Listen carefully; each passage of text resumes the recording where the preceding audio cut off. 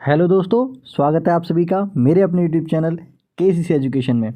तो दोस्तों, आप सभी को पता है ये है आपका केसीसी एजुकेशन हमारा यूट्यूब चैनल, और ये बिल्कुल फ्री है दोस्तों, सभी के लिए बिल्कुल फ्री। जी हाँ, इस पर आप फ्री क्लासेस ले सकते हैं, कोई पे करने की ज़रूरत नहीं है। और आप जानते हैं हमारा नाम है कौशल कुमार, और बीए प्रोग्राम फर्स्ट ईयर का सिलेबस आपको कराया जा रहा है फर्स्ट सेमेस्टर के अंतर्गत। तो चलिए आपको बता देते हैं, हम पॉलिटिकल साइंस का सिलेबस कवर कर रहे हैं। और पॉलिटिकल साइंस की जो बीए फर्स्ट ईयर की फर्स्ट सेमेस्टर की आपकी बुक है, उसका नाम है राजनीतिक सिद्धांत का परिचय। तो दोस्तों, इसमें हम आपको सेकंड चैप्टर कराने जा रहे हैं, जिसका नाम है राजनीतिक सिद्धांत, प्रकृति एवं उसका महत्व। जी हाँ, प्रकृति एवं उसके महत्व को हम समझाएंगे। अगर इससे पहले आपने फर्स्ट चैप्टर नहीं किया है तो आप वो कर लें, क्योंकि हमने फर्स्ट चैप्टर ऑलरेडी कंप्लीट करा दिया है। तो चलिए दोस्तों, स्टार्ट करते हैं आपका ये चैप्टर। और सबसे पहले हम समझेंगे कि जो क्या है राजनीतिक सिद्धांत की प्रकृति है वो कैसी है, यानी कि नेचर ऑफ पॉलिटिकल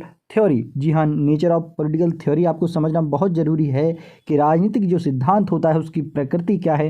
दोस्तों, आप सभी को पता है कि नेचर की जब हम बात करते हैं तो आपको एक सामान्य सा अर्थ समझ में आता है। जब भी आप किसी व्यक्ति से मिलते हैं तो आप पूछते हैं भाई इसका नेचर कैसा है, तो आपको जवाब मिलता है कि भाई इसका नेचर बहुत अच्छा है या इसका नेचर बहुत ही ख़राब है। इसके साथ साथ आपको पता चलता है कि जो किसी व्यक्ति का बड़ा गुस्सैल नेचर होता है, वो बहुत गुस्से वाला नेचर का व्यक्ति होता है, और कोई बड़ा ही शांत स्वभाव का व्यक्ति होता है। तो नेचर का जो आपको सीधा सीधा मीनिंग पता चलता है वो आपको पता चलता है, नेचर का मीनिंग है व्यवहार से। जी हाँ, नेचर का मीनिंग क्या होता है? व्यवहार। जी हाँ, व्यवहार जब हम देखते हैं किसी भी चीज़ का तो हमको पता चलता है कि हम बात कर रहे हैं नेचर की। तो इसी प्रकार से हमारा जो राजनीतिक सिद्धांत है उसका भी अपना एक व्यवहार है, और उसका भी अपना एक प्रकृति है, उसका भी अपना एक नेचर है।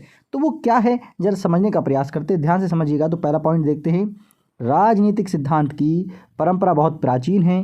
राजनीतिक सिद्धांत की प्रकृति इसके अर्थ के साथ जुड़ी हुई है। जी हाँ, ये राजनीतिक जो सिद्धांत हम पढ़ रहे हैं ये छोटी मोटी अवधारणा नहीं है, काफ़ी प्राचीन है। जी हाँ, बहुत सालों से इसका चलता आ रहा है। और अगर हम ये कहें तो अरस्तु जो इसके जनक हैं वो तो यही कहते हैं कि राजनीति का जन्म तभी से माना जाता है जब से हमारा मानव का जन्म हुआ है। तो और राजनीति का जो प्रकृति है, राजनीतिक सिद्धांत की जो प्रकृति है, उसका अर्थ किसके साथ जुड़ा हुआ है? प्राचीन समय से हमारी परंपराओं के साथ जुड़ा हुआ है।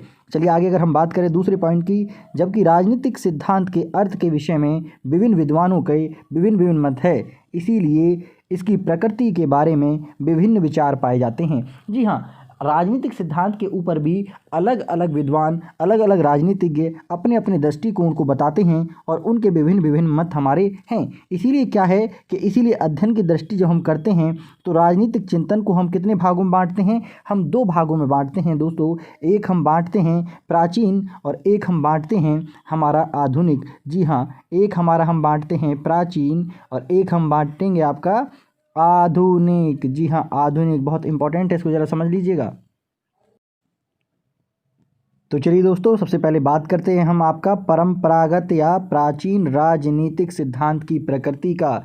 जी हाँ, जो परंपरा से फॉलो की जाती रही है और जो बहुत प्राचीन हमारी राजनीतिक सिद्धांत की प्रकृति है वो क्या है? तो दोस्तों, nature of traditional political theory क्या है, आइए ज़रा समझते हैं। ठीक है, तो समझने का प्रयास करेंगे। क्या कहता है कि परंपरागत राजनीतिक सिद्धांत की प्रकृति को शास्त्रीय चिंतन के नाम से भी जाना जाता है। जी हाँ, किसके नाम से? शास्त्रीय चिंतन के नाम से भी जाना जाता है इसको, है ना। प्राचीन जो या परंपरावादी हमारी राजनीतिक सिद्धांत की प्रकृति है। परंपरावादी विचारों में मुख्यतः हमारे प्लेटो, अरस्तु, हॉब्स, कांट, हीगल और आपका मॉन्टेस्क्यू, मिल, कार्ल मार्क्स आदि उल्लेखनीय हैं। इसके साथ साथ अनेक विद्वान और हमारी प्राचीनतम जो राजनीतिक सिद्धांत की प्रकृति है उसके समर्थक हैं, और इन्हीं ने हमारा क्या किया है कि मुख्य रूप से राजनीतिक सिद्धांतों का नींव रखा है।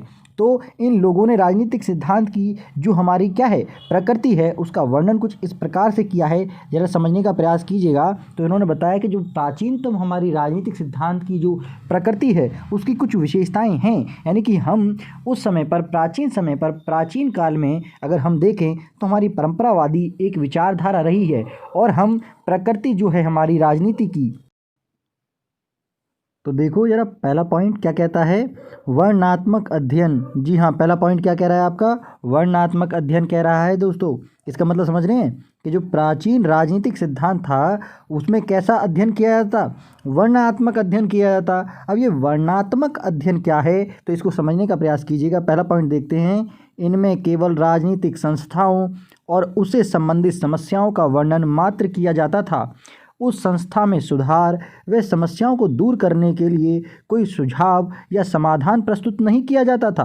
तो आप समझ रहे हैं, अध्ययन तो किया जाता था संस्थाओं का और उनकी समस्याओं का भी वर्णन किया जाता था कि इस व्यवस्था के अंदर इस प्रकार की हमारी समस्याएं हैं।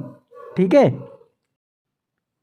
तो चलिए आगे बात अगर हम करें दोस्तों, तो इस प्रकार का अध्ययन न तो व्याख्यात्मक था और न ही विश्लेषणात्मक था, मात्र एवं क्या किया जाता था, इसका वर्णन किया जाता था। जी हाँ, इसमें संस्थाओं का जिक्र होता था, हमारी समस्याओं का जिक्र होता था, लेकिन उनके सुधार के ऊपर कोई विचार नहीं दिया जाता था, उनके सुधार के ऊपर किसी प्रकार की टिप्पणी नहीं की जाती थी। और ये अध्ययन न तो व्याख्यात्मक होता था पूरी तरीके से और न ही ये आपका विश्लेषणात्मक होता था, तथ्यों के आधार पर भी नहीं होता था, केवल वर्णन किया जाता था। जी हाँ, कहानी मात्र लिख दी जाती थी। तो इस प्रकार का ये प्राचीनतम जो हमारा क्या है राजनीतिक सिद्धांत है उसकी एक विशेषता है। उम्मीद कर रहा हूँ आपको समझ में आ गया होगा।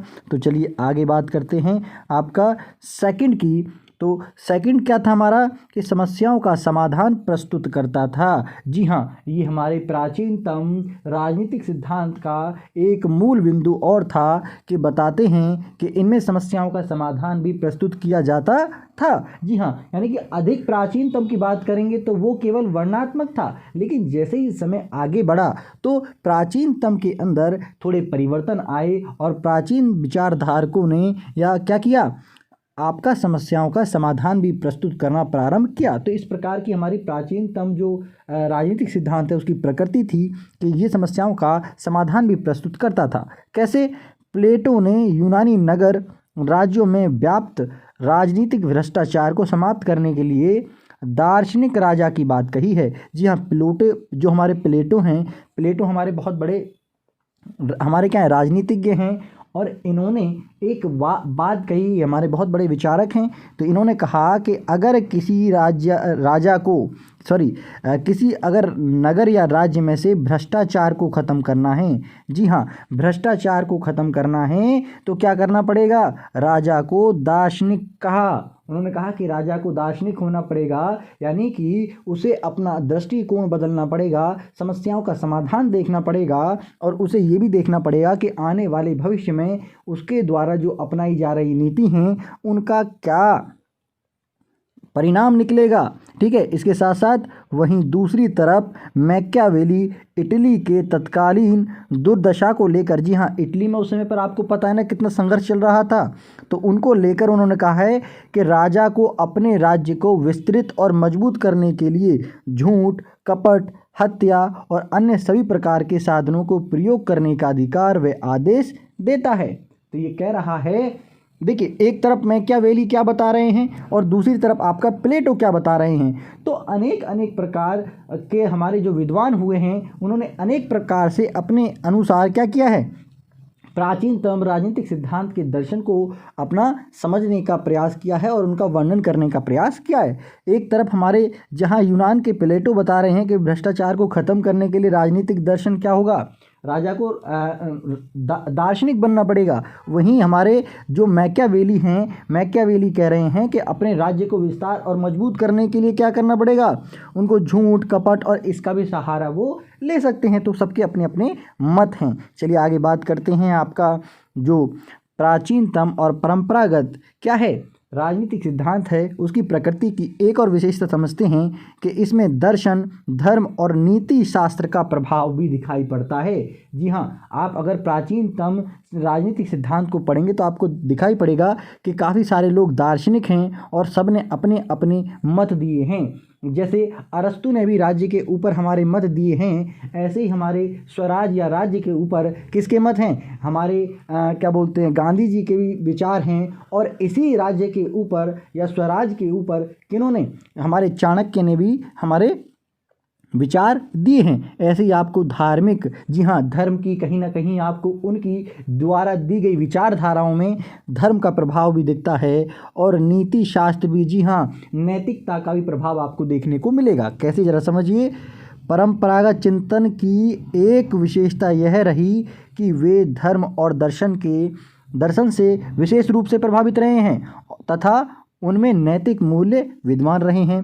प्लेटो और अरस्तू के चिंतन की अगर हम बात करते हैं तो इनका कम प्रभाव दिखाई पड़ता है। जी हाँ, इनके विचारों में अगर हम देखते हैं तो इनके विचारों में धार्मिक जो प्रभाव है वो बहुत कम है, जबकि मध्य युग में ईसाई धर्म के जो चिंतक थे, है ना, उन चिंतकों के चिंतन में बहुत अधिक प्रभाव हमको दिखाई देता है।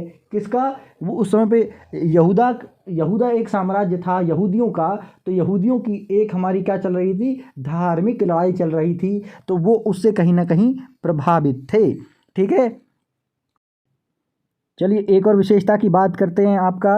तो राजनीतिक सिद्धांत की एक और विशेषता है आपका कानूनी, औपचारिक और संस्थागत अध्ययन। जी हाँ, इसके अंदर क्या है कि कानून के द्वारा निर्मित औपचारिक संस्थाओं के अध्ययन तक सीमित था। यानी कि हम मतलब प्राचीन समय में जो हमारा राजनीतिक सिद्धांत की जो प्रकृति थी, उसकी विशेषता थी कि वो कानून के द्वारा जो निर्मित संस्थाएं हैं उनके अध्ययन तक ही सीमित था। संस्थाओं का मात्र संरचनात्मक अध्ययन किया जाता था, व्यवहारवादी अध्ययन नहीं किया जाता था कि वास्तविकता क्या है, व्यवहार क्या है। ठीक है दोस्तों, चलिए आगे अगर हम बात करते हैं दोस्तों, तो ये तो हो गया हम जो राजनीतिक सिद्धांत की प्रकृति का अध्ययन करते हैं प्राचीनतम या परंपरागत आधार पर। लेकिन हम दूसरा है आपका कि आधुनिक राजनीतिक सिद्धांत की प्रकृति का भी अध्ययन हम करते हैं। तो मैंने आपको पहले ही बताया कि जो राजनीतिक सिद्धांत की प्रकृति है, दो आधारों पर इसका अध्ययन किया जाता है, एक आपकी प्राचीन और एक आपकी आधुनिक। जिसमें हमने प्राचीन तो पढ़ लिया है, अब हम पढ़ने जा रहे हैं आपका आधुनिक राजनीतिक सिद्धांत की प्रकृति क्या है। तो nature of modern political theory क्या है, तो जरा समझिए। जो आधुनिक हमारी राजनीतिक सिद्धांत की प्रणाली है उसमें क्या क्या विशेषताएं हैं। तो सबसे पहली विशेषता है कि आधुनिक जो राजनीतिक सिद्धांत है किस पर आधारित है, जी हाँ, वैज्ञानिक विचारधारा पर आधारित है। जी हाँ, हमने आपको पहले चैप्टर में ही बताया था कि अमेरिका के कुछ व्यवहारवादियों ने इसको क्या एक विषय के रूप में स्वीकार करने की मान्यता रद्द कर दी, और बाद में इसमें काफ़ी विवाद हुआ, और विवाद के पश्चात इसको एक विज्ञान के रूप में अध्ययन करने के लिए अलाउ किया गया। जी हाँ, राजनीति का अध्ययन तो किया जाएगा, लेकिन कैसे, वैज्ञानिक तरीके से इसका अध्ययन किया जाएगा। तो इसमें ज़रा समझते हैं। जिनके द्वारा इस बात पर बल दिया गया कि राजनीति के अध्ययन के लिए वैज्ञानिक पद्धति अपनाई जाए, जिसके अंतर्गत सिद्धांतों तथा तथ्यों का मूल्य पर बराबर बल दिया जाता था। यानी कि सिद्धांत तो हम पढ़ेंगे, थ्योरी तो हम पढ़ेंगे, व्याख्या तो पढ़ेंगे, लेकिन साथ साथ तथ्य भी पढ़ेंगे और उनके मूल आधार क्या हैं, है ना, राजनीतिक दृष्टि से उसका, वैज्ञानिक दृष्टि से उसका भी हमारा क्या करेंगे, विश्लेषण करेंगे, मंथन करेंगे, चिंतन करेंगे, तब जाके अध्ययन किया जाएगा। तो आधुनिक जो हमारा राजनीतिक सिद्धांत की प्रणाली है उसमें आपको वैज्ञानिक विचारधारा अधिक देखने को मिलती है। चलिए दूसरी अगर विशेषता की बात करें दोस्तों, तो मनोवैज्ञानिक और समाजशास्त्र की प्रकृति की झलक भी हम इसमें देखते हैं। कैसे? इसके अतिरिक्त अब समाजशास्त्र और मनोविज्ञान जैसी विधाओं से भी खुलकर सहायता ली जाने लगी है।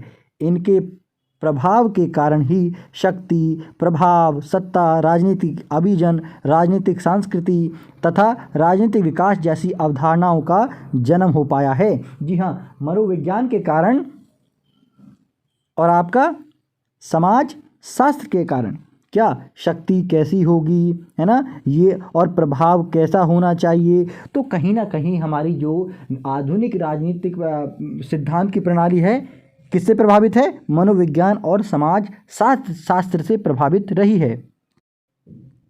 और आगे अगर हम बात करें दोस्तों तीसरी विशेषता की, तो वह है आपका शक्ति संतुलन। जी हाँ, आधुनिक विचारधारा में शक्ति संतुलन का बहुत विशेष महत्व है। कैसे? शक्ति सिद्धांत में विशेष योगदान चार्ल्स मैरियम का और हैरोल्ड लासवेल का रहा है। वहीं मोस का और पेरेटो और आपका रॉबर्ट मिचेल्स ने राजनीतिक अभिजन की अवधारणा को विकसित किया है। इसका मतलब ये है कि आपको शक्ति संतुलन लेके चलना होगा, क्योंकि आधुनिक युग में मान लीजिए कि किसी देश के पास अगर परमाणु हथियार हैं, जी हाँ क्या है आपका परमाणु हथियार हैं, और दूसरे के पास अगर परमाणु शक्ति संपन्न वो देश नहीं है, तो क्या होगा, हमेशा इसको डर रहेगा, इससे आक्रमण का, इससे भय का डर का सामना करना पड़ेगा। और बाय चांस इन दोनों देशों का युद्ध हो जाता है तो इसमें परमाणु हथियार वाला ही सफल होगा। इसीलिए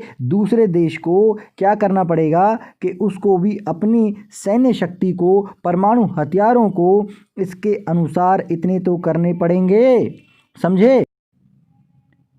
इसी को कहते हैं दोस्तों शक्ति संतुलन।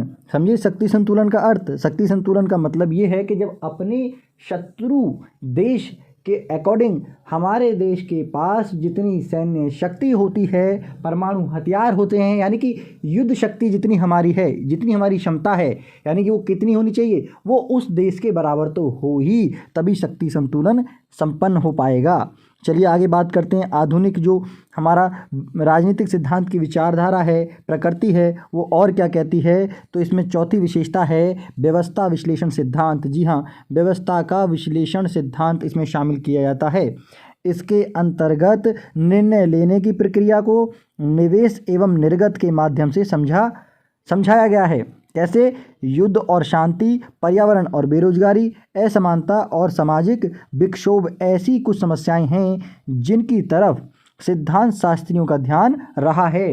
क्यों, इनका मतलब ये है कि व्यवस्था को चलाने के लिए आपको शक्ति संपन्न होना पड़ेगा, शांति कायम करनी पड़ेगी, पर्यावरण की सुरक्षा करनी पड़ेगी, आपको बेरोजगारी को समाप्त करना पड़ेगा, जो आर्थिक असमानताएं हैं उनको समाप्त करना पड़ेगा, और समाज में जो विक्षोभ चल रहे हैं, यानी कि टकराव जो चल रहे हैं, उन पर भी कहीं ना कहीं नियंत्रण पाना होगा, तभी आपका जो व्यवस्था है वो ठीक चलेगा।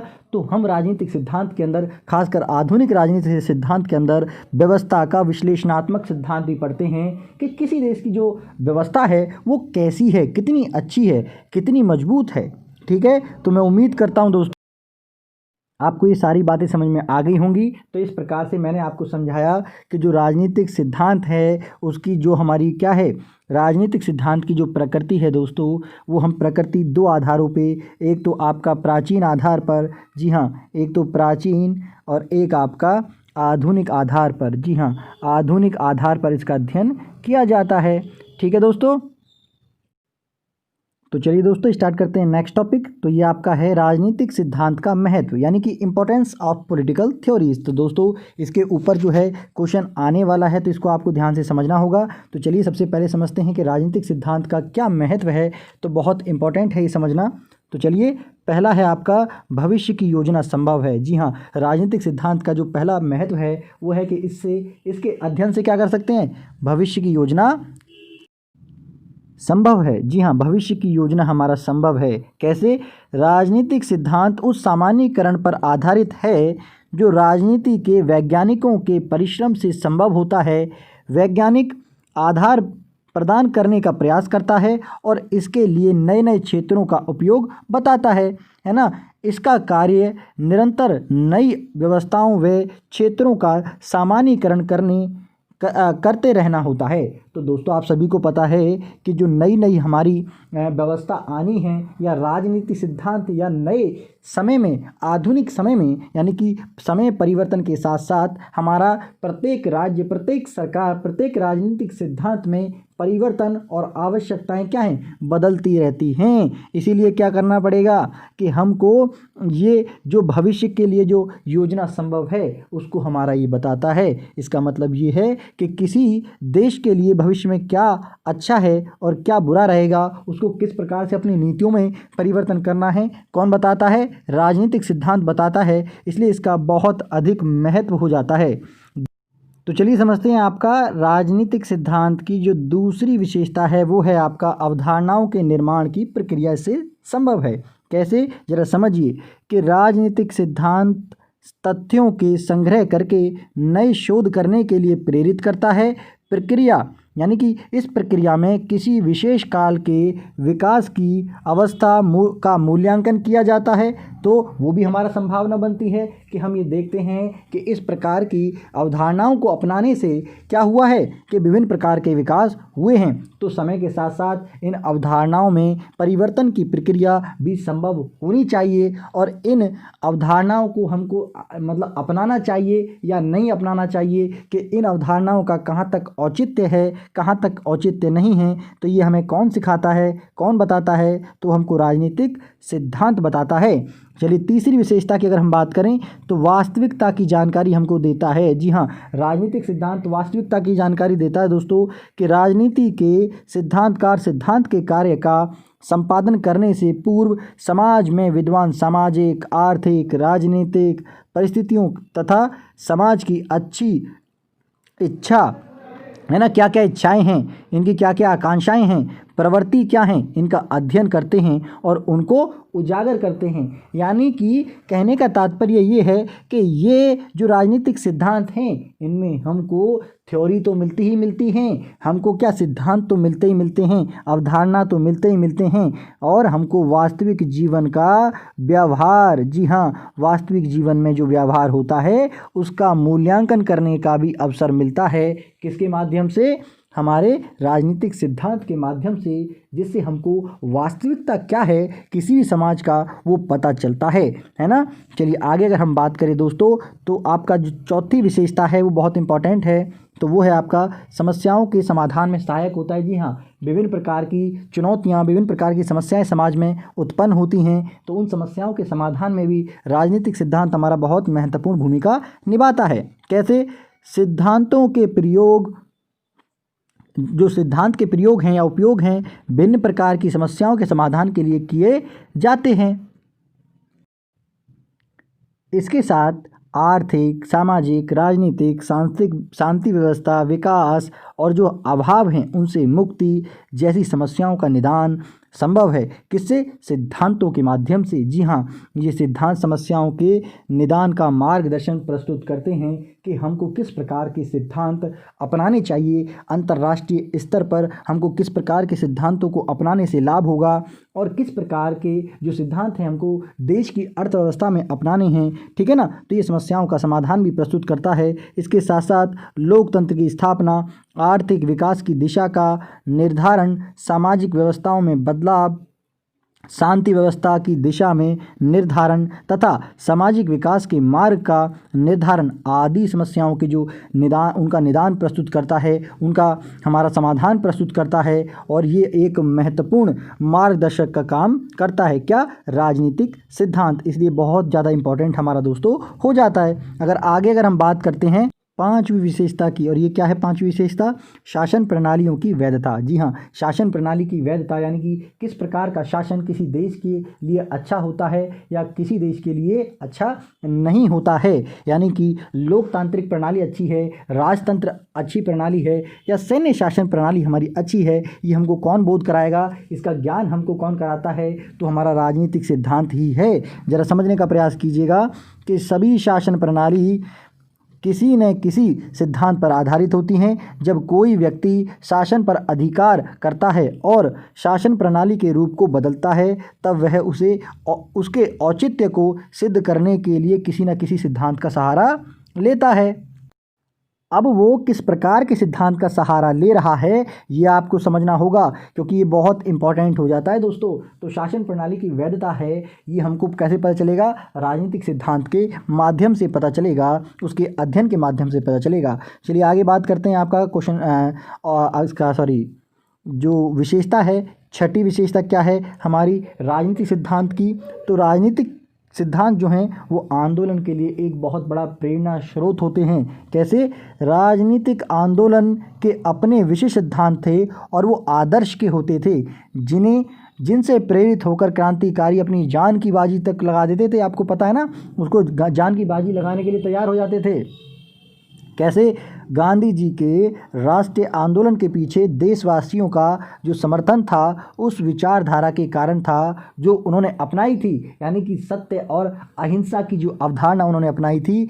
इस अवधारणा के पीछे पूरा जन आंदोलन ये बन चुका था, यानी कि गांधी जी ने जितने भी आंदोलन किए उनमें सबसे ज़्यादा देशवासियों का, आम जनता का समर्थन रहता था, क्योंकि ये हमारा किस पे आधारित था, ये हमारा सत्य और अहिंसा पर आधारित था। तो ये सत्य और अहिंसा पे आधारित था, ठीक है ना। इस चीज़ का भी हमको बोध कहाँ से पता चलता है कि ये हमको राजनीतिक सिद्धांत से तुलना करने के लिए प्रेरणा स्रोत मिलते हैं। इसीलिए जो राजनीतिक सिद्धांत है वो आंदोलन के क्या औचित्य हैं, किस प्रकार आंदोलन किया जाना चाहिए और आंदोलन की क्या संभावनाएं हैं, इनसे परिचित कराता है। इसलिए इसका महत्व बहुत ज़्यादा अधिक है। चलिए आगे अगर हम बात करें दोस्तों, तो सातवां हमारी जो विशेषता है, शांति स्थापना में सहायता प्रदान करता है। जी, राजनीतिक सिद्धांत क्या करता है, शांति स्थापना में क्या करता है, हमारा सहायता करता है। कैसे, 20वीं शताब्दी के दो भयानक विश्व युद्ध हुए, प्रथम विश्व युद्ध और आपका द्वितीय विश्व युद्ध, आप सभी को पता है, ने ये घोषणा की कि तीसरा विश्व युद्ध अगर हो गया, जी हाँ, तीसरा विश्व युद्ध हो गया तो ये घोषणा सीधी थी कि समस्त मानव जाति को ले डूबेगा, यानी कि पूरी मानव जाति का विनाश हो जाएगा। क्यों, क्योंकि भैया हर देश इस समय पे क्या है, परमाणु, जी हाँ, परमाणु संपन्न हैं, और परमाणु संपन्न हैं और किसी ने इसका प्रयोग कर दिया तो पूरी विश्व का विनाश निश्चित है। इसीलिए सिद्धांत शास्त्रियों को विश्व शांति की स्थापना के लिए योग्य सिद्धांत निर्मित करने के लिए प्रेरित करने किया, और परंतु राजनीतिक मूल्य जैसे कि प्रभुसत्ता, आपका देशभक्ति, धर्म, रंग, राष्ट्रीयता आदि की पुरानी परिभाषाओं के द्वारा अंतर्राष्ट्रीय शांति स्थापना में सर्वथा असंभव था। आपको मालूम है कि इतने प्रकार के जाति, इतने प्रकार के धर्म,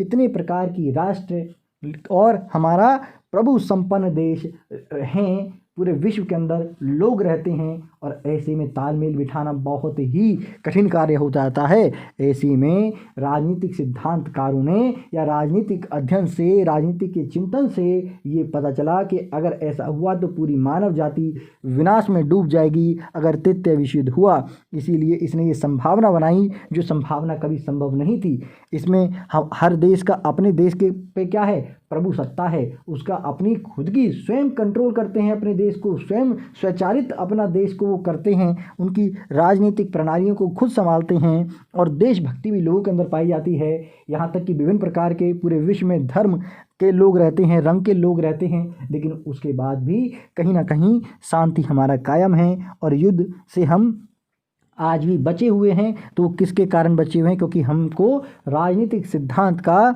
क्या है, ज्ञान है। आज सिद्धांत शास्त्रियों ने ऐसे मूल्यों का सृजन में, वो ऐसे मूल्यों के सृजन में व्यस्त हो गए हैं जिनके माध्यम से विभिन्न राष्ट्र, समुदाय, गुलामी, सामाजिक आर्थिक उत्पीड़ना, परमाणु युद्धों और आपका दूषित पर्यावरण के जो खतरे हैं उनसे मुक्त होकर शांति व सम्मान का जीवन व्यतीत कर सकें। आज के टाइम में ऐसा नहीं हो रहा है। हर व्यक्ति जानता है सिद्धांतकारी क्या करने हैं, कि सिद्धांतकारियों ने ऐसी विचारधारा की खोज करनी प्रारंभ कर दी है जिससे कि पूरे विश्व में सभी देश आज़ाद हों, गुलाम कोई ना रहे। सामाजिक जो आर्थिक उत्पीड़ना है, गरीबी है, बेरोजगारी है, उसका समाधान खोजा जा सके, परमाणु युद्धों से बचा जा सके। इसके साथ साथ पर्यावरण का एक बहुत बड़ा खतरा है, जो संकट में है हमारा पर्यावरण, उसको भी बचाने के लिए सिद्धांतकारी अपने नए नए सिद्धांतों की खोज में लग चुके हैं, ताकि पूरे विश्व में सभी लोग शांति से जीते रहें। इसके लिए मार्गन थाउ के अनुसार कुछ शब्द कहे गए थे, और उन्होंने कहा था कि इस परमाणु युग में राजनीतिक सिद्धांत शक्ति को नियंत्रित करने के लिए व्यावहारिक प्रदान कर सकता है। जी हाँ, व्यावहारिकता प्रदान कर सकता है। कौन, राजनीतिक सिद्धांत, क्योंकि परमाणु संपन्न देश में किसी भी अगर देश का और पूरे विश्व का मार्गदर्शन कर सकता है तो क्या है, हमारा राजनीतिक सिद्धांत हैं। ठीक है दोस्तों, तो मैं उम्मीद करता हूं दोस्तों आपको पूरा चैप्टर क्लियर हो गया होगा, समझ में आ गया होगा। और अगर चैप्टर समझ में आया है, वीडियो पसंद आई है, तो प्लीज़ हमको सपोर्ट करें और जल्दी से यार वीडियो को लाइक कर दिया करो, अपने दोस्तों को शेयर कर दिया करो, और चैनल पे नए हो तो प्लीज़ चैनल को सब्सक्राइब जरूर कर लें। तो चलिए मिलते हैं आपको नेक्स्ट वीडियो में नेक्स्ट चैप्टर के साथ। तब तक के लिए थैंक यू। जय हिंद, जय भारत।